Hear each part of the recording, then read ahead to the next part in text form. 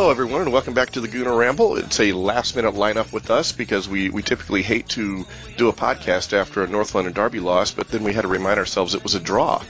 But it really felt like a loss at the end of the game, didn't it, Akhil? Oh, shit, sure did. It sure did. This is one of those weird podcasts. It's the North London Derby, and I know any guests I line up will drop out if we lose because just nobody wants to talk about football and stuff like that. So it's always a kind of last minute thing. But yeah, it did feel like a loss, but you know, having slept on it, I can find some positives, which I'm sure we'll talk about. Yep, and if no one knew, that was Akhil. With us today, we also have our former dad, Giles. Welcome to the show, and you also have the Gunnerstown radio show as well that you're doing. Yes, thanks for having me back again. So soon after my last appearance, yeah. Now we sort of have to have you back, don't we? Because you know all the passwords. Yeah, we really got to change those, Rick. Yeah. Don't tell anybody we haven't changed our passwords, Akhil. Oh shit! I've got you guys by the short and curlies, haven't I? Yeah, yeah. So now on Gunnerstown radio show with Dave Siegel, you guys obviously know, and Chris, Suburban Gooner Chris as well. We do that every Monday evenings on Love Sport Radio. That goes out at 7 to 9 p.m. Please, if you guys are listening, want to interact and join the show, phone us up. The phone number's on our podcast handle, so just check at GT Radio Show for details. But yeah, every Monday 7 to 9. But thanks for having me back, guys. I actually listened to that show on my Alexa.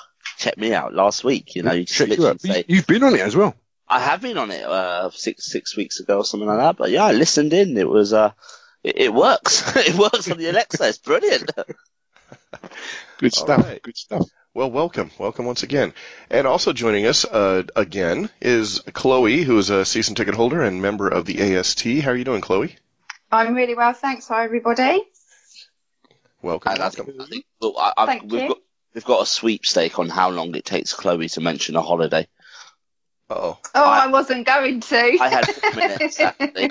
I had 4 minutes and everybody else had more, and I think we're about 3 minutes in, so if I mention it, I win. How was the holiday, Chloe? It was amazing, thank you. And it's been great to come back to such a good, exciting time from an Arsenal perspective as well, which I know we're going to talk about. Did you actually watch any games out there? How did it? Did you miss any?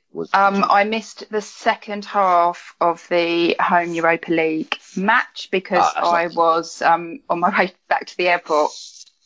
You didn't miss much, to be fair. No, exactly. I came back for the good stuff. You came back for the good stuff, for sure. Speaking of good stuff, we got the North London Derby kicked off really quickly with Aaron Ramsey getting through for the goal, the opening goal. And I think I mentioned on last week's podcast that this was a game built for Aaron Ramsey. Akhil, you were there. How did that feel?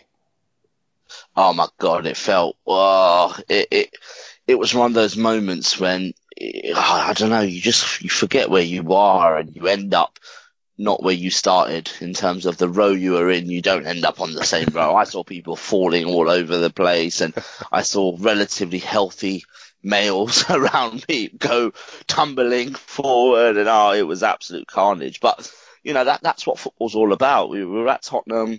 We weren't at Tottenham actually. They're homeless at the moment, but you know, we were at our national stadium, which have you know, that kindly let the homeless kind of in.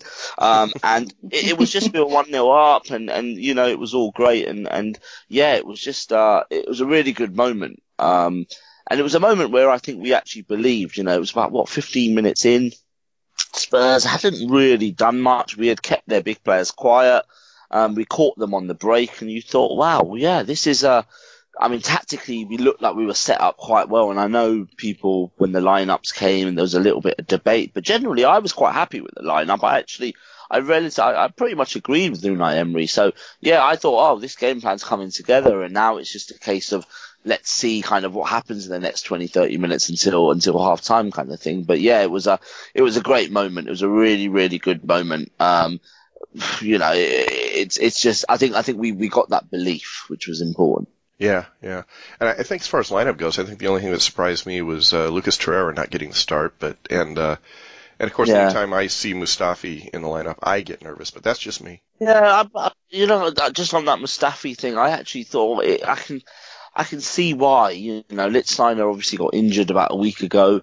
Carl Jenkinson did play well the other night and stuff like that. But I just thought potentially he just wants to solid it up. He didn't go 5 at the back; he went 4. So I thought actually by having a right back who maybe isn't going to get forward as much, he might actually tuck in a little bit, which I thought potentially he might make it he might be a centre back at times. So I kind of saw why, and I actually think, I'm sure we'll talk about Mustafi, and of course he made that. Yes, we will. Well, yeah, I know, and Ibra has this brain moments when he just absolutely makes suicidal errors, but. If you look at the game, him and Mkhitaryan did have that right-hand side on lockdown. Spurs didn't threaten there at all. It was all from the other side. So, yeah, it was a decision where I actually thought, I see what Unai Emery's trying to do here. But, yeah, maybe it was because it was an early kickoff and I wasn't as drunk as normal. That's true. Oh, how many JD and Cokes before the match? I was about 8 or 9 in. I got to the Wetherspoons in King's Cross at 8:30 in the morning. So, wow. Yeah, actually, yeah. Oh, well, it was a 6:30 kickoff over here, so I was still in my coffee and Bailey's. Irish coffee's great as well. Oh, yeah. So, Giles, we'll go to you next on that Ramsey goal. I know I don't lip read very well, but he was certainly mouthing some things after the goal that just made it seem like Wembley's his home. What were your thoughts on that moment? Yeah, I think you were saying this is my house or something like that, wasn't it? I think he said, this is my fucking house, is what he said. Yeah, could Will have said that? Just for more effects. With my pitch. And he's absolutely right. He's won, 2 FA Cups for us there? I mean, it's more his home than Tottenham's home. So well done to him for pointing that out to them. He's won more there than any of them put together. Exactly. So well done for him for pointing it out to them. I thought Emery tactically was brilliant on Saturday. I think he learned a lot of lessons from the 2-0 reverse in the League Cup at home against Tottenham. He said after last week's game that he'd be sitting down to analyse how Tottenham play in the lead up to this game. And I think, as I said, he got it spot on. The way we set up the fullbacks, having Mustafi, I thought that Mustafi was the best choice to have as in that right back position. I said that in the week. I thought that, we saw what Lichtsteiner can do and can't do, the limitations of that. Maitland-Niles, I think, has come back from illness, probably wasn't going to be ready. You're talking about Jenkinson, he's just come back. Is he going to be ready for that kind of intensity? I'm not sure. I thought Mustafi was a great choice. I was surprised, but presently surprised that Nacho was also the choice at left back. I think the way he set them up to be tight and narrow, not denying Tottenham the space in the middle and letting them go wide, and then sort of like snuffing out the danger once the ball was coming in was great. I think our defenders took up really good positions. And then we took our opportunities to spring on the break, and that's how the goal came. It was just a brilliantly taken goal by Aaron Ramsey. Composure, skill, cool head. A dead-eye finish, all of that. Absolutely fantastic. It was a beautiful goal, and we should have been at least a goal up, because obviously Lacazette had a chance earlier on. He had another chance in the second half, I think, put through by Nacho Monreal. I think, a minute right ago. So, I thought we were unfortunate to not go home with 3 points, and I can understand why some people think it's 2 points dropped. Yeah, because I certainly felt that way too. Yeah. So, Chloe, were you at the match? Did you witness this craziness that Akhil referenced when Ramsey scored? I wasn't, because I had other commitments yesterday, so I only had the time to actually watch it. But however, that meant I was subjected to BT Sport, and in particular Steve McManaman's commentary, which I eventually had to switch off. But I just thought it was a brilliant performance, and I was gutted at the final whistle, because I felt as though we'd lost, that we hadn't really capitalised on things. I mean, I'm sure we'll talk about the penalty separately, but even that aside, I just think we played exceptionally well. I don't agree with, the comments in the press that Spurs were the better team at all. I felt that defensively, actually, we did a really good job, and I was slightly dubious when that team sheet came through. But we really kept our shape. We were really, really closing them down and dealing with them well, kept them at arm's length, and particularly, Koscielny and Socrates in that centre where I thought were absolutely brilliant yesterday. So yeah, really, really good performance. But I think we're probably all equally frustrated. I'm glad to have the point because although we, were coming on the bounce of a couple of, good wins, there was just that slight, could it all go a bit wrong for us before the kickoff? And certainly if you'd have said it'll be 1 ahead of the kickoff, I'd have taken that all day long. But I think based on the performance, it just felt wrong that we didn't just nick those 3 points. Yeah, it was certainly very, very disappointing for getting a draw. I guess I'll circle back to Akhil here. Before we get into the penalties, just the referee's performance up until that point seemed to be heading for chaos. He was letting a lot of stuff go. I think there was probably 3 different yellow cards that could have been issued to Spurs players in the first half that we were watching. So even before we get into the penalties, what were your thoughts on the refereeing performance of that North London derby? To be honest, I hadn't really sort of noticed it being there. I guess watching it back, Xhaka as well, I think if we're going to be totally fair, Xhaka could have got a booking as well. Oh, yeah. For taking down Kane at the end, slightly studs up. The one I did miss was the Danny Rose one. Yeah. And that was high, man. That was when I saw that back properly. That was like, there wasn't much fuss made of that really, and I thought there should have been. I thought that one thing I did notice was I turned around to Tim Stillman, who we've had out on the show on this pod a couple of times, but it was a case of in the home leg, every decision our players were surrounding Tottenham and the referee, and just demanding things, whereas I don't felt we did that here, and it's one of those things where the right way of behaving isn't to surround a referee and isn't to kind of try and intimidate, but in a way I changed my mind in the home leg against Tottenham because I enjoyed it so much. I just enjoyed that our team was so supportive of each other, was so determined to win, that actually with the Danny Rose one, I think a few of them, they should have been demanding it, Yeah. They should have been kind of telling the referee, it's a high foot, studs up, he could have broken Leno's rib. They should have been absolutely, Anthony Taylor, in my opinion, because that way he might have thought twice about the penalty, about Lucas Torreira's red and stuff like that. So that's probably the only decision where I actually questioned, but that was afterwards, not actually at the time. So at the time, I didn't really think twice about the referee's, kind of decision. It was actually, we were 1-0 up with 15, 20, whatever minutes to go. So I was content. I was happy. I was thinking of if we can just get one more, the game has changed, and that's just when he brought Mesut Ozil on as well, which I thought, okay, he's going to try and use Aubameyang's pace in behind on the counter. We saw a couple of Mkhitaryan balls to Aubameyang, and I just thought, actually, I can see this Ozil, I can see this move. So I was more looking at that rather than the referees, but the last 15, it was all about kind of the referee and the linos. Yeah, I guess it's one of the consequences of being over here in the States and watching the television. We get the replays so we can see, like, Victor Wanyama probably should have had a yellow, things like that. Yeah, he kicked out. Or was it Wanyama or was it Sanchez? Davinson Sanchez on Sanchez. Yeah, Wanyama was the first half stuff. Yeah, absolutely. Okay, yeah. But I saw the kick out as well, actually. Yeah, that wasn't. That wasn't clever either. But again, on the flip side, I think Xhaka got away with taking Kane high as well. Yeah. So, I mean, it's not like 2 wrongs don't make a right. But yeah, I mean, look, I think Taylor had a very bad game yesterday. Really bad. The offside, I mean, and you've seen the furore. We've all seen the furore about the offside, the fallout from the offside rule. I think that rule needs looking at. I mean, it's shambolic. I mean, the interpretation or whether the letter, whatever you call it, it's shambolic. It's made it even murkier. Tottenham have gotten away with it.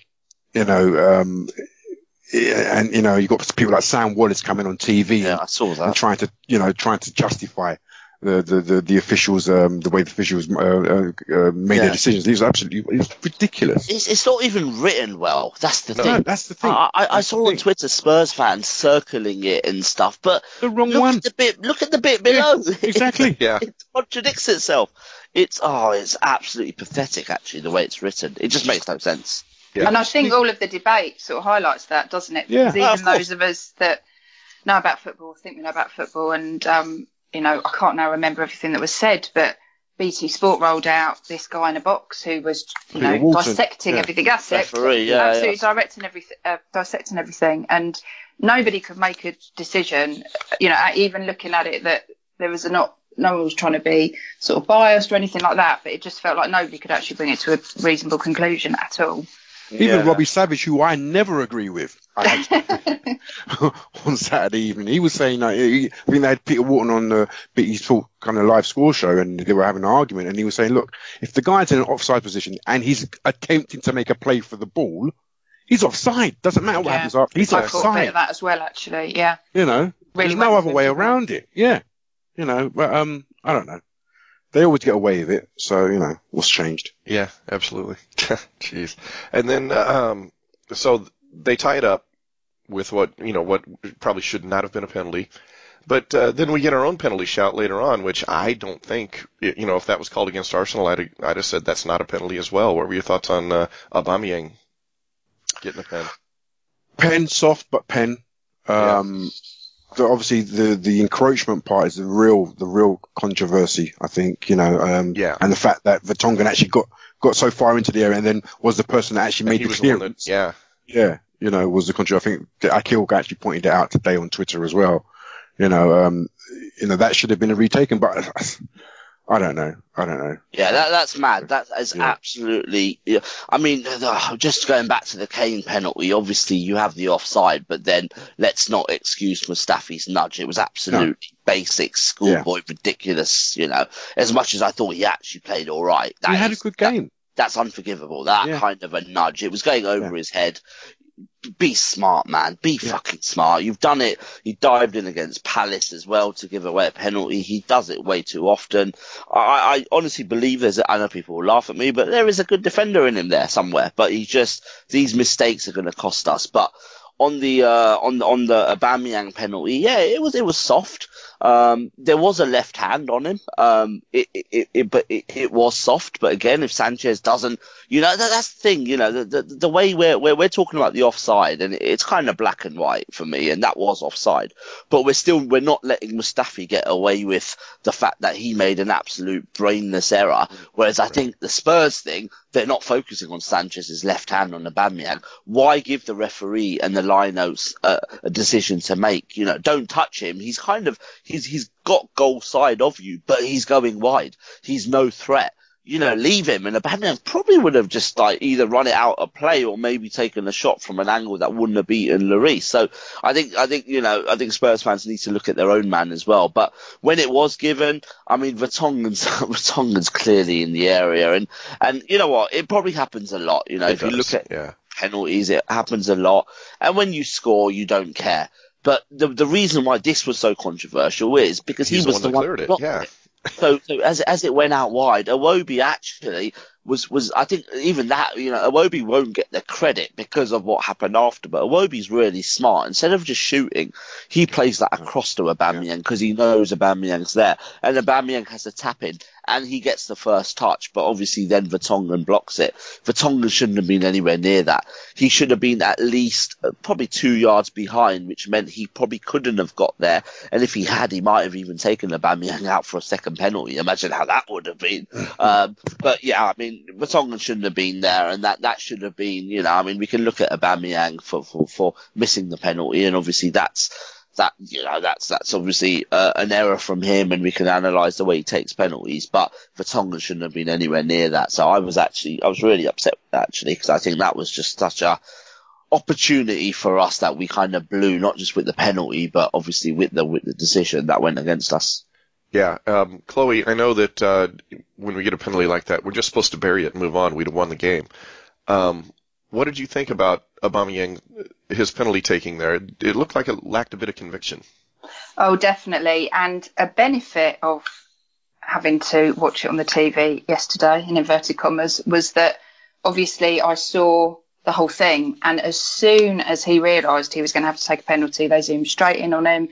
He looked unconfident. He did this huge sort of sigh, breath out, and I just thought, oh, this is not good. You don't look like you're really up for this and ready to take it. And I think everybody would agree that you just had this feeling, and then I just feel like I watched it in slow motion, that he just kicked it into his hands. So frustrating. But these things happen. You know, could it have been a worse game for it to happen in when you think of the position that we were in? But ultimately, you know, it just wasn't his day for taking a penalty, and really, really frustrating, you know, and all the stuff that Akhil was raised means it could have worked out in a different way, but it didn't. And I just, looking at him, he just seemed, as I say, unconfident. He looked like he felt like, you know, under a bit of pressure. Maybe that was the pressure of the day, of the fixture, of the position that we found ourselves in.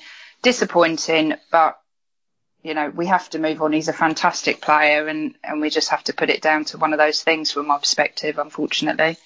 Yeah, just one of those things you do have to move on, yeah. I sort of, yeah, being there means you can't see Aubameyang's kind of sigh, and you can't see his facial expressions because it's just too far and stuff like that. But what I felt was, it was one of those weird moments where when the penalty was given, it's like it's a goal. You have 80% of the away end absolutely jumping up and down like it's already gone in. Then the kind of realization comes that actually you still have to score it. But when it was awarded, I was really calm, actually. I was telling people, let's just calm down, guys. Let's take it first.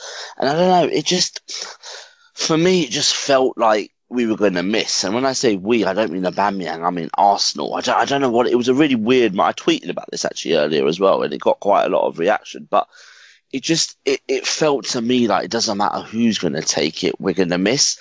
I don't know if that's just because our winning mentality has kind of gone over the last 10 years, or is it because we've missed a few in the past? You know, Arteta against Fulham, Santi away to West Brom. This is obviously a lot bigger than that in terms of pressure. But for me, even if, I don't know, Ozil or Mkhitaryan or whoever it was, Xhaka, people said, you know, whoever it was taking it, I just felt like, I don't know, this doesn't feel right. It doesn't feel, you know, I was hoping that I would be wrong, obviously, but I don't know. And obviously people watching on TV felt like that as well because of Aubameyang's kind of reactions. But I don't know. I just didn't feel confident we were going to score it. And it's really weird. I can't explain why. I can't give you a logical reason why. It's just a feeling, though. It's just a feeling, though, isn't it? And if you think about it, it's injury time. It's, you know, one of the fixtures for us in the calendar. And this will actually give us those 3 points. Also in a position where it's a 6-pointer game. And I think that all of that taken into account, and it just felt like everything had sort of started to go against us in terms of ref decisions, etc., that I think there's just that feeling of dread, unfortunately. And I agree with you. It's important. It's that Arsenal are going to miss, because, again, it's not about pointing a finger. I agree, whoever had stepped up, I think, sadly, luck just wouldn't have been on our side. So Giles, did you feel the same way, that we were just it was just not our day, or would you have stuck with Aubameyang, or would you have gone somebody else to take that penalty? I would have stuck with. I'm just looking at his penalty record. He's had 31 penalties. He's missed 8. So he's got a 75% success rate. You know, and he's a regular penalty taker. He's only missed one other, I think, and that was against Man City last season. So, you know, he's had 5 penalties. He's missed 1. 5 penalties, missed 2 now. But I wouldn't have had. I mean, the only other person I would have given the penalty taking duties to would probably have been Lacazette, but he's off the field. He used to take penalties to Lyon. So yeah, Aubameyang is a regular penalty taker. But I agree with Chloe. It just looked like the world was on his shoulders. Like he really, you know, maybe the time it took for the actual penalty to be taken, and you know the kind of gamesmanship that goes on between, you know, the decision being given and the whistle being blown, they might have got to him. Lloris is the big guy, but he scored against Lloris earlier on this season in the reverse fixture. I don't know, because he was kind of wasn't convincing, was it? No, it wasn't in the corner. It was just Lloris went the wrong way. So yeah. You know, I don't know. Maybe some people say when you come on, you know, you're not really in the flow of the game. That can sometimes affect your penalty taken. I don't know. It just, it was a meek penalty. And his face at the end of the game, he looked crushed. I mean, you saw Xhaka and his teammates sort of like rallying around him on social media. People like Lacazette, all the guys were kind of rallying around him. He felt crushed. You could see that he really, he understood what it meant, And maybe that was part of the challenge. But as you say, meek, I think that's actually a really good way to describe it. And maybe it was just that moment. We've all been there in various points of our life where you just think, oh shit, have I really got to do this? Yeah. In such an important point, such a pivotal point in the game, or whatever it is in your everyday walk of life, and maybe it was just too much. I mean, it's a shame. Go on. I was just going to say, I mean, from his mindset as well, he scored one goal in 5, I think, Premier League games, and that was against Bournemouth. He didn't score against Huddersfield, Southampton, or Man City, so he has gone through a bit of a kind of dry spell for him at Arsenal. He saw Lacazette start in front of him, and I know him and Lacazette get on really well and stuff, but he saw this is as close as being dropped, isn't it? I mean, it's not rotation. It's more who's better suited to the game kind of thing. But he's kind of seen that Lacazette's kind of come in. Maybe the suspension in the Europa League means Unai Emery decided that actually Lacazette will play this and Aubameyang will play the Europa games. I don't know. But for me, it seemed like Lacazette was more suited to this game, regardless of who kind of. So it's kind of, you're not sure. You think, that adds to the pressure as well. So you've got the external factors of Spurs. Last minute of the game, fight for fourth. How important all that is. But then you've also got that internal thing where you think, well, Lacazette's like really playing well at the moment as well. Got an assist earlier for the Ramsey goal. So I think, I don't know, maybe just the lack of goals and the confidence kind of. Because even during the game, I thought he looked a bit, there was that one when Mkhitaryan put him through. Mkhitaryan was on the right-hand side and put him through. Yeah, well, he got there first. He got the touch, but he just kind of was nowhere, really. Yeah. So I just don't know if he's just slightly short of confidence a little bit. I don't know. He's definitely off the boil a bit, and I'm not saying that in a critical sense by any means, but you do just feel that he's just not quite firing on all cylinders at the moment, unfortunately. Yeah, I thought, again, you're looking at Lacazette. I thought Lacazette had a great all-round game. He obviously had the assist, but obviously the two chances that went a begging, you're thinking, the one game you're expecting your top two. That second one. Yeah, to really sort of like if we'd have scored one of those, this would have been academic. But it is what it is. I just think it was all round. It was a really good display.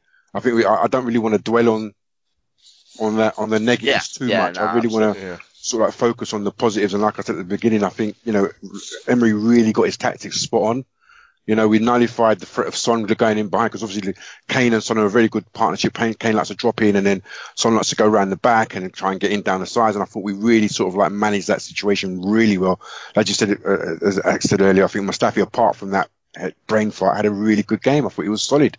I think our defenders were really proactive in terms of snuffing out the threat, because there was a bit of a gap between the defence and midfield. And when it came into that area where Eriksen was, we just sort of snuffed it out. There was some really good little bits of detail that really came to fruition in that game, and I was really pleasantly surprised. I'm hoping that this continues, because at this point in the season, it's not really about performance; it's just about results. And I kind of get really disappointed when people talk about performances against Huddersfield and performances against Cardiff. All I care about is, did we win? Can we get fourth place or in the top four? That's all I can pick. That's all I really care about. And but the bonus for this for me was the performance. He really was almost spot on. Almost, yeah. And I promise we'll get back to the positives here in a moment. We had one more bad thing happen in the game towards the end. And Akhil, you were there watching. What did you think when he whipped out a red card for Torreira? I was surprised. I mean, when there's a straight red, you always think, actually, maybe I've missed something here. Yeah. But as the tackle went in, I went absolutely mental, because I could tell the ball direction had changed. I could tell he got the ball. Like, I could actually see it from the stands. It was actually in front of us. So I knew he got the ball. I was 99% sure. I was that he got the ball, but it was just the whole like when the red came out, and it was a little bit all weird because actually none of the Tottenham players were actually really claiming for it either, and it was all a bit weird. But yeah, it was a little delayed too. He just stood there for a moment, like he was listening in his ear, maybe. Yeah. Well, I don't know, but having seen it again, he does get the ball. He is high, but it's just it's a tough one. I watched it again this morning on BT, and I think Jermaine Genius, to be fair to him, being a Tottenham player, ex-Tottenham player, but he was saying that Torreira was trying to pass it to Mkhitaryan, and it was more of a pass, and he's got there first kind of thing, and then he's taken Rose out. So, yeah, I mean, I'm not going to complain about it because it was high, and he did get Rose fairly high. So, I'm not going to really complain about that, to be honest. But I just think it was on another day, it might not have been given. But then, you know what? Danny Rose should not have been on that football pitch to actually get it, because he should have been. He should have been taken off Leno, and he even dived as well. Yeah, go ahead, Giles. I know you have no love for Danny Rose. Yeah, I was going to say, Akhil, you said it earlier. Danny Rose didn't even get the ball when in that challenge on Leno. Didn't even get the ball. Yeah. With Torreira, it was a follow through. It was like he tried to, as everyone was saying, he tried to hook the ball, and he caught him on the follow through. It was unfortunate. I think the referee should have applied common sense. He didn't. You could say he applied common sense to the Danny Rose thing, if you want, by saying he knew it was unintentional. He should have applied common sense here. He didn't. So therefore, why did he let Danny Rose off with his ones? He was not in control of his actions, and he actually caused. He could have, as you said earlier, he could have caused Leno with some serious injury. So again, officiating was really poor. Yeah, if the measure is you put your opponent at risk, there's no greater risk than him putting Leno at risk when he goes studs up into that challenge. Yeah. So the inconsistency I think was glaring. Exactly. It's a consistency thing. Yeah. Exactly. Chloe, did you have any thoughts on that red card? I just thought it was very harsh. Again, the benefit of watching it from the sofa is that you obviously get all of the replays, and he definitely got the ball, and there was momentum that sort of carried him through, and it just felt a bit bittersweet really for him to have to go off at that point, because I think that he'd made a good contribution, and obviously I don't think I'll ever forget his passion and drive in the home leg, that he knows everything it means, and I think he's really proved that.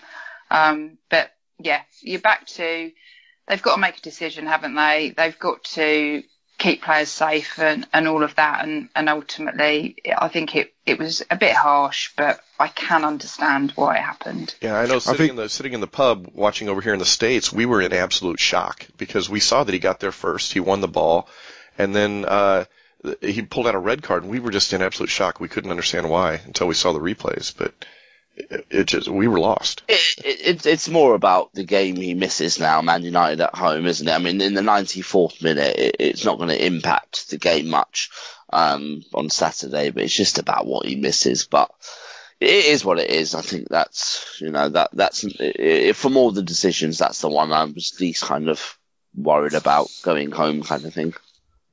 I would say that I think Pochettino went up to him at the end of the game, or towards the end of the game, I think, as he was walking off. In the tunnel. Yeah, I saw that on TV. Yeah, he was, showed it, gave him sympathy. So he even thought it was quite a harsh thing, But the flip side is, look, I think he might have been hitting the wall in terms of physically. I mean, it's his first season.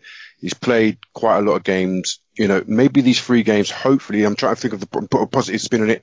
3 games where he's resting, he'll come back. He might be able to give Guendouzi a rest, when he returns, and he'll come back a fresher player for the running. So hopefully, but it also looks like Guendouzi's hitting the wall as well. This is it. So how the manager manages this situation, I don't know. Obviously, Torreira can play on Thursday in the Europa League, so that gives Guendouzi a bit of a rest for Sunday. So we just got to, and then obviously in the reverse fixture, when they come back to England, he plays again. So, we can kind of, hopefully, have we got any international games coming up during this period? I don't know, but Yeah. We don't play after, Man United, actually. After the second leg, sorry. Right, second leg, yeah. Play because we're not in the FA Cup anymore, and Wolves are, so. And so we've got about 2 weeks off. Yeah, and I think we've got Leicester or Everton. Is that one game home and one game away? I think It's Man United he misses, and I think there's a Everton game away, and we've got Newcastle on the 1st of April, so he'll miss that as well, I think. Yeah. So that is at home. Newcastle at home, is it? Newcastle's at home, yeah. Yeah, and then Everton away. Everton away. So that might be a tricky one, but at least he's still available for those Thursday matches against Rennes. Yeah. And then we can rest Guendouzi or even Xhaka. You know what I mean? So we got. I'm just looking. How can we put a positive spin on it? Yeah. Maybe get Maitland-Niles back. Maybe give us an option there. Yeah, he is back. He's back. He was on the bench, I think. All right, so let's get back to the positives. I think most people agreed that outside of his brainless error, Mustafi played a pretty decent game, and I think right back it's probably the better place for him. But let's move on to Leno. I know he did some fantastic goalkeeping for us. What did you think of the double save there, Akhil? Oh yeah, he was. It was at a time where it was just before half time. You know, it's an awful time to concede if you do concede. So yeah, it was a great double save. It was probably the one moment of the half where Spurs actually looked okay when Kane had a lot of time on the edge of the area. Eriksen obviously made that run, but it was that second save that was the most impressive, because that was just he was actually going a step the other way and then put his left hand out as he dived. So it was a great save, and you know, generally the positives. You know, Leno looked really good. Socrates and Koscielny looked really good. I thought Mkhitaryan has just been. I know we're going to talk about a few players, but we can talk about that now. But Mkhitaryan for me has been one of the most. He's my favourite player to watch in this current spell since he's come back from injury. I mean, first he's impressed me of how much he's played since he's come back from injury, but also it's just his output, you know, in terms of goals, happen, right? Goals and assists, and also he makes things happen. You know, time and time again, he ran with the ball, he travels with the ball well. So yeah, I think there's a lot of positives. I mean, just generally, you asked about positives generally, and for me, the whole thing's a positive, because we went to Spurs, and we're over the last few years we've lost there, 2 or 3 years running. We've actually come out with a draw, and we're still disappointed. And actually, looking at them, they were celebrating a draw. It was almost like we were back in 2004, because Spurs actually celebrated the draw, which was, it just shows that, you know, they are worried about Unai Emery and Arsenal, because, you know, and even the stuff Pochettino said in his press conference, like, it's like he's trying to convince himself and convince his players that, no, we were the better team. Don't worry, guys, we were, you know. But they've got fear in them. For me, they've got absolute fear in them, and you know, their running is a lot more difficult than ours. After next Sunday, we've played all the big teams home and away. They've still got to go to Liverpool. They've still got to go to Man City as well. I sound a bit like Kevin Keegan there, but you know, they've got fixtures. They've got hard fixtures. So and that's why I think Pochettino knows he's got those fixtures, and he's genuinely a little bit worried. So yeah, I think they're dragged right back into the race of top forming. It was 10 points last Saturday. Exactly. You know, it's 4 now. Sorry, go on, Giles. Yeah, go on. Yeah, so I was thinking, just generally, I thought, like I said, I thought Mustafi had a good game. Apart from that, I think Leno, his save was unbelievable. That as Akhil said, that the second save, because he said that I think he was kind of unsighted because the ball came behind a couple of players. I think the way Sissoko shot it was full, wasn't it? Yeah, it was full, and he said it was more sort of like an instinctive throw my hand up kind of thing, and it was like and he just threw a strong hand up and it got over the bar. You know, he said these kind of weird things happen, and it was glad it happened to him. I think it was really because like he was on his weight was shifting onto his right, so he had to adjust, throw his weight back onto his left, and then fling his hand up. Unbelievable save. And I'd just like to say that, you know, I had a bit of a rant today on Twitter about people that have sort of like really gone in on those two. You didn't get banned again, did you? Yeah, I had to. You know, there were certain people that have kind of got this status as German football experts on Arsenal Twitter that panned both of them when they were signed. Both Socrates and Leno were deemed as poor signings, and you know, especially recently, I think Leno really has started to prove his worth to the team. I think Akhil, you was at the Willow Foundation night with Bob Wilson, right? I bloody organised it. Yeah, you organised it. Yeah. Bob Wilson said that, we got to hope that Peter Cech can help Leno in certain aspects of his game. And one of the aspects of his game that we're still kind of short with is the high ball into the area. He's not great at commanding his area, which Peter Cech, according to Bob Wilson, is still the best in the league at. And I think, he's a great shot stopper, great footwork, but I think, it's the physicality that he has to sort of like adjust to. And I'm hoping this is this season's his adjustment period. He kind of gets used to it. And then next season we see him improve. I think his ceiling is higher. I think a lot of people have misjudged him. Maybe I don't know what happened at Leverkusen last season. Maybe he just needed to get away. He sort of lost focus. But, this season he started off kind of shaky. He didn't get into the team right at the beginning. There was rumours that he wasn't training well. And he even said this week that he's had to be in the gym. He's had to focus a lot more. Being in England, the English game is a different kind of beast from Bundesliga. And I think we're beginning to see, especially this last month, he's really come into his own. And I think 20 million looking like a pretty good deal. So, Chloe, looking at positives as well, I know Monreal was back and looking strong for a guy who hasn't played many games. What did you pick out of this game, positives? Was it individual players? Was it just the performance as a whole? I think that generally the performance overall was really, really good, but I think that was because individually everybody was, really on their game. I think it was clearly a very passionate and, pretty fast-paced game in most places. And I'd endorse everything that's been said. I mean, not to sort of focus too much further on Leno, but what a fantastic piece of business he's looking like. He was written off before he started. He obviously had to work for his place, as we've discussed previously on other podcasts. Emery likes rotating players. He likes trying out new things. And I think there's an element of that with Leno as well, that, he really wanted him to sort of fight for his position and prove that he was up to it. And I think that is all coming through, because even if the stars did happen to align at that point in time, it was fantastic. And that's exactly what you want in goal. I think Socrates was awesome yesterday. I mean, I know overall he got man of the match by, quite a few of the agencies that give that moniker. And he was absolutely brilliant. And if you think as someone else mentioned earlier, he was somebody else that was, who is he? We don't know much about him. We don't really rate him. But he thought commanded. He was past it, right? Yeah, exactly. And he commanded that defence and was absolutely brilliant. And definitely Mkhitaryan is having a fantastic run. I mean, some stats that I sort of picked up today. In 17 appearances, he scored 6 goals and had 4 assists. I think on fire, isn't he?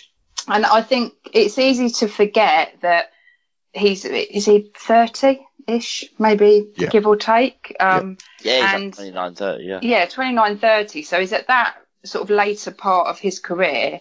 But it just really feels like he's been revitalised. And I cannot wait to see him against Man United next week. Absolutely cannot wait. So overall, I think it was a really good collective performance. And I think we just saw some really good flourishes individually that just meant that we just nailed it, quite frankly. Obviously, albeit the end result. But in terms of the performance, really, really good. Yeah, I'd agree very much on Socrates as well, that I know when he first started the season, his first couple games, he didn't look like he was quite up for it. I was concerned that maybe we made a bad signing, but I tell you what, after that first month of the season, he's just got stronger and stronger. And I know, Giles, you had your Twitter rage or debate about Socrates. But moving further up the pitch, what did you think about Mkhitaryan and maybe Iwobi as well on the other side? Now, people know that I've kind of been a bit critical of Mkhitaryan since he's been here. I've been saying that he's like a 1 in 6, 1 in 7 player, and for the money he's on and the talent he's supposed to be, I didn't think he's sort of like given us value for money. But I have to say, I mean, the month of February has been a real purple patch for him. He's looked a different player. He looks like the player that everyone saw at Dortmund. His work rate yesterday was prodigious, up and down. He was busy. He was funneling in. He was covering space. He was tracking runners.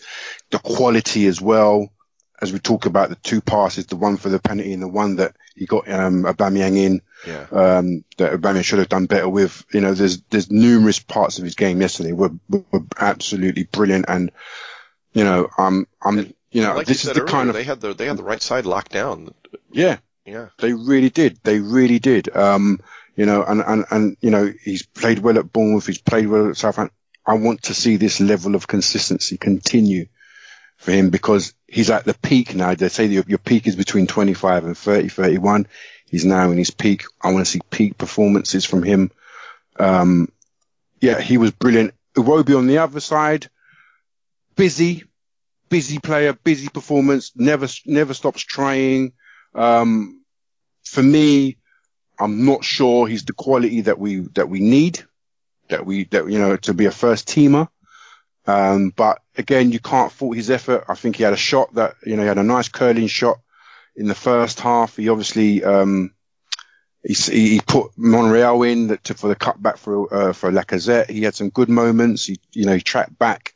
You know, I can't really say, even Mustafa, I'm not even going to lay too much of the blame on his door for the goal, for the penalty. I think every man almost did his bit, you know.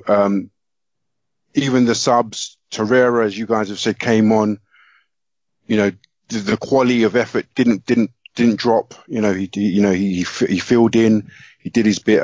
Yeah, I just think that, you know, the whole team performance as a whole was nearly perfect. You know, such a shame, but yeah, that we didn't get the result. But, you know, this can only instill confidence for next week Sunday when we've got United, you know, coming to our backyard. And, you know, hopefully, you know, the same amount of analysis goes in, preparation work goes in, same kind of performance goes in, and probably we get 3 points because we're right in the mix. Yes, we are. So, Akhil, before we head or host Man United next Sunday, we have a Thursday match, Europa League, against Rennes. How are you viewing our Europa League prospects? Do you really think we're going to make a run at this? Well, I think we should. I mean, we definitely should. What we do know is ultimately we want to be back in the Champions League next season because it helps not just financially, because you can attract better players and all that kind of stuff and spend more on them, but also it kind of helps your league form as well. You don't have to play Sundays. You don't have to play the Thursdays. It does mess you up a little bit. You know, if you're kind of, I don't know, the title race, the top 4 race, the top 6 race, playing on a Sunday means you may play after everyone else. So each week you're playing catch up, and that can be quite tough. So I think everything points to wanting to play in the Champions League. I mean, as supporters as well, you know, we want to play the Bayern Munichs and Barcelonas and Real Madrids of the world. So it's absolutely vital. We've got 2 ways of getting there at the moment. Both ways are possible. You know, we're in 5th at the moment. We were 4th, obviously, a few days ago. So you want to keep both options open. And what I was really impressed this week with Unai Emery was the way he rotated. So, you know, Ramsey started 2 of the games. Ozil started a game and came on in both. So, you know, Iwobi, Iwobi as well, I think started 2 of them. Lacazette, Aubameyang rotated a little bit. So I think Unai Emery's actually really good at using the squad, which is why I just think, you know, you don't have to choose one at the moment. You know, you play the team that's right for each game. I mean, Man United play PSG as well on Wednesday, so they've got a trip abroad as well. Yeah, they'll have an extra day rest, but you could argue they have the harder game. So it's kind of one of those where you want to go for both. And then maybe in the last kind of, you know, as you get through the rounds and as you get through the Premier League games, you may focus on one like we did last season. But at the moment, you know, if both avenues are open, then you go for both avenues. And you know, as we said, Spurs are only 4 points behind, in front after being 10 points in front, have got a really difficult fixture list. So there's actually 4 teams for 2 places at the moment. So yeah, we absolutely go for both. So hopefully we'll have a good first leg out there, and hopefully the run goes on as well. You know, we haven't lost in a few games now, so we get a positive result out there, and then we go to Man United all guns blazing, and then obviously we have second leg before the international break. So we've got 3 games, you know, and then ultimately we want to get through the tie and beat Man United, and we'll go and watch England happy. That's true. That's true. So, Chloe, looking at these matches coming up, these three are really very important. I mean, if we're going to stay alive in this Europa League, we have to beat Rennes. If we want to get into the top four, it would go a long way taking 3 points from Man United. How do you see these games panning out? We definitely have got to go for it, as you say, and I'm actually quite pleased that they switched the fixture so we're at home for the second leg against Rennes, because I think that will give us an advantage. I'd like to think that we're going to go out there and win on Thursday.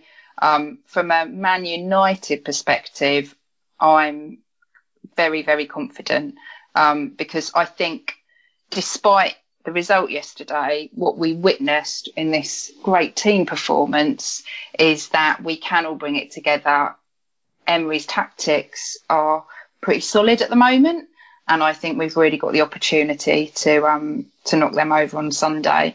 And then on the back of that, we will be exceptionally buoyant for the home leg against Rennes, and we'll wrap all of that up as well. So I'm looking that we're going to win our next 3 games. I'm going to be really optimistic and confident. Very good. So Giles, as we go into these matches, I'm kind of hoping we take it to Rennes in the first game and make our home leg a little more relaxed, especially looking forward to Man United as well. Is that the way you would approach these games, or what are your thoughts on what's coming up? Yeah, look, the last time we went away in the Europa League, it wasn't a great night, was it? It wasn't a great performance. It was, it was awful. We didn't convince on the home leg. I think this time we're going in there with a lot more confidence. We're going in there with, apart from Terrell, we're going in there with a squad of more fit individuals. We've got more options to call upon, and so I'm expecting us to go over them, just put in a professional display, come back, do the job over in the return leg. The Man United game is really key. It's a real confidence thing. If we win, knocks their confidence off, doesn't it? They've been unbeaten for how long in the league or whatever, knocks them sideways. And it's almost like a 6-pointer, if you want, Sunday's game. And I'd also like to think, look, when we looked at these fixtures, Tottenham first, Man United second, people thinking, can we take 6 points? What would we like? We'd settle for 4 points. Could we get any points? I think if we'd said before this run of fixtures, a point at Tottenham, a win at home against Man United, 4 points from those 2 fixtures, good result. I think that would be, we'd take it, and I'd take it.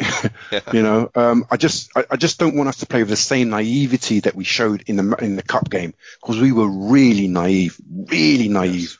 We know the way Man United plays. Solskjaer tells you the way he's going to play. So let's put a game plan together to sort of like nullify their threat and expose their weaknesses, because they can be exposed. PSG did it the other night. They can be exposed. We can, if we nail it, if we get it right, we can beat them. Pray to God we do. Because I hate Man United. I can't stand their fans. Can't stand them. I think we all do, Giles. Yeah. Want to beat them really, really bad. Oh, gosh. So, Akhil, we'll start with you. We'll just go Thursday, Sunday. We'll try not to go too far ahead, but what are your predictions? Yeah, I mean, just before I do that, just to add to what Giles said, I mean, the whole 3rd or 4th place thing is just, it's more also because of our run-in. As I said, after Sunday, we've played Man United, and then we have no one else in the top 6 to play. Man United still have to play Chelsea, so that's going to be huge for us that weekend, because there'll be some points lost. Mm-hmm. Man United have still got to play Man City as well, and then you have Chelsea who still have to go to Anfield. So Man United and Chelsea still have 2 big games to play, where you could see them, losing, kind of dropping points. So for us, I think not losing to Man United is absolutely essential, is key. I don't think a draw actually is the worst result in the world, just because if you look at the points, they're 2 points ahead of us, I think, Man United now. So obviously a win will take us 4th, and we'll kind of spend the international break 4th, which would be great. But actually a draw isn't in the worst result in the world, because they have got some tricky fixtures. But in terms of predictions, so back to your predictions, which was your original question, I tend to do that, tend to go off on a bit of a tangent. So Rennes, I'm pretty confident that we'll beat them at home. So actually away, it'll be nice to obviously kind of put the game to bed. But I mean, even a score draw wouldn't be the worst result. But let's go. Let's go 2-1 Arsenal. Which I think would be a good result. I won't be surprised if it's 1-1 either, and I'll take that. And then with Man United, this is the toughie. This is a real toughie because the way they're playing, it's a weird one, isn't it? We played them twice this season. Once under Mourinho, where we were really disappointed that we only drew, and then once in the cup where actually, we played okay, but they were quite devastating on the counter attack. So I'm going to go for a 2-2 draw with Man United. So a 2-1 or a 1-1 away at Rennes and a 2-2. So I think we may potentially draw both games, but I don't think that's the worst thing in the world, sort of long term. Okay, so Giles, what are your thoughts? Any predictions? I'm hoping we beat Rennes. I think everyone's expecting us to beat Rennes. I just wanted to say that the French league gave Rennes a weekend off to prepare for Arsenal. They were supposed to play Nîmes. Yeah, away yesterday. Oh. And that game was cancelled because they wanted to give Rennes the best possible chance to prepare for Thursday's game. A lot of even Spain and Germany often give their clubs a Friday game if they've got a Tuesday or Wednesday Champions League game. A lot of countries do that. But they gave the entire weekend off? Yeah, but they got a whole week. They haven't played since last Wednesday, so they're going to have 8 days to prepare for this game. And I don't know if you saw the videos, the clips going around. I mean, the whole town is probably apparently coming to this game. I mean, the queues for the tickets, which the box office opened yesterday or something, going around the block, going around the town. So they're going to be really up for it. And I think they're having quite a season, right now. So we can't take them for granted. Can't take it away. I still think we're good enough to come out of a win. Still think we're good enough to come back home with a win. Sunday, Man United. When you think about it, draw, I suppose, with the run they're on, the confidence they're playing with, draw would be nice. But no, 2-1 win Arsenal, man. Please. Lacazette and Aubameyang. Please. Yeah. There you go. Chloe. And assists. Yeah. So I'm going for 2-1 on Thursday in the Europa League. To us, obviously, and I think there's going to be goals next Sunday. I'm going to go 3-2, but I'm with you, Giles. I think they're both going to score. 3-2 to who? To Arsenal, obviously. I didn't think that I actually had to say that bit. Just double checking. Just clarifying. You know what? I don't think anyone on this show has ever predicted a loss. Like, I don't think it's. Yeah. But it just comes across as negative, doesn't it? Like, even when we went to like the Etihad, we were like thinking, well, we might get a draw if we're lucky, or Anfield. But yeah. Well, I'm having my own Mustafi brain fart because I know that I did. And you did actually. Yeah, and I'm thinking, was it actually the Man U fixture? In December. I can't remember now. Man City. But I definitely did, against all other advice. Oh, goodness. Well, I'm going to be lazy. I'm going to say 2-1 to Arsenal on Thursday and 2-1 to Arsenal on Sunday. Yeah, I would say that. I'm lazy. Nice symmetry. Yeah. It's just hard to see us keeping clean sheets right now. It's also because Rick's getting quite old. So next week when we ask him what were your predictions, it's easy for him to remember. It's the same one. I'm going to forget. Yes. You're right. The big one's coming. So I guess that'll do it for this evening. Thank you, everybody, for listening. Akhil, where can people find you? People can find me at 10Akhil on Twitter. All right. Thanks for joining us. Giles, thanks for coming back again. And let everybody know where they can find you on Twitter this time, or at least for now. Pleasure. My temporary home is at Grimondi tweets _. My temporary home for now. I don't know how long I'm going to be there. Probably for another couple of weeks, maybe. I don't know. But let's see. What was actually funny is last time you were on, I joked and said by the time you listen to this, you probably won't be there. And actually, you were gone an hour after the podcast. You were actually gone. So So, yeah, I'm not going to say it this time. I might jinx you. Just follow the rules. I mean, Yeah, I know we talked a lot about rules in this podcast. With the tongue and all that kind of stuff. But just follow the fucking rules and you'll be all right. He's like Xhaka last season. He was a marked man. Every foul was a red card, right? Yeah. He's a bit like Mustafi. Has an okay Twitter account, but he just makes stupid mistakes, man. Just cut the mistakes out, and you could be a good tweeter. Oh, that was a low blow compared to Mustafi. Oh, ouch. That's Akhil for you. Yeah. It's going to become the new insult in the playground, isn't it? It is. Yeah, it might be. So, Chloe, thank you for joining us, and please let people know where they can find you. And I'm Tronny Tweets. Tronny Tweets. Okay, I'm Rick. I am at Golf and Gooner, and I think that'll do it for us. Up the Arsenal. Up your Arsenal.